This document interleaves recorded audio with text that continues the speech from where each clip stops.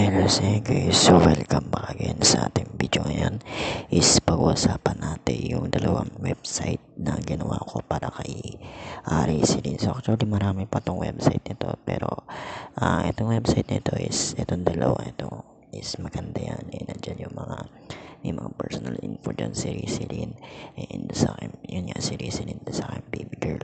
So itong unang website na to is na-inspire kasi ako dun sa dating lumalabas or yung mga nakikita ko sa memes na yung merong nakalagay na text sa taas tapos send mo siya sa girlfriend mo or sa boyfriend mo tapos they'll need to click either yes or no and then pag iba yung tinilik mo is lilikot yung isang option either yes or no or depende na lang din dun sa developer na bibigay doon sa jowa nila.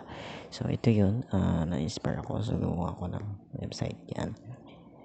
So yan. And then meron yung mga buttons. And then once na yung napindot yung dapat ipindutin is meron dyan lalabas na text message and then yung image ni Rizlin, so yung aking baby girl. So yan, ito, play natin yung website. Sorry, run natin siya. So yan, nakalagay dyan will be my Valentine. So ito yung ganito yung layout ng website na i-ano ko sa kanya. So yan. Tapos pagka pinindot mo yung no, syempre lilipat yung yes. Ayan. Lilipat yan kung saan yan. Natakababa na yung ano. And then pagka-click nung yes, meron yung spinning circle loading animation. Ito yung picture niya. Actually ito may kanta to.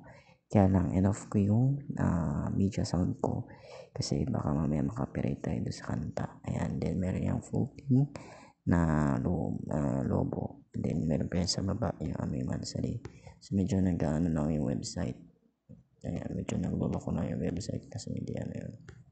Then pagka pinindot niya, ayan, meron niya. Pwede yung i-full maximize yung photo. Kasi yan. And maganda itong website na to. So pinag-isa ko na lang yung kanyang sa lahat sa HTML, CSS, and JavaScript. So medyo sa baba.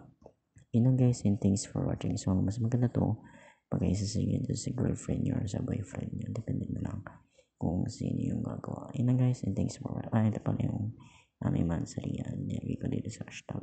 Yun lang guys, and thanks for watching ulit.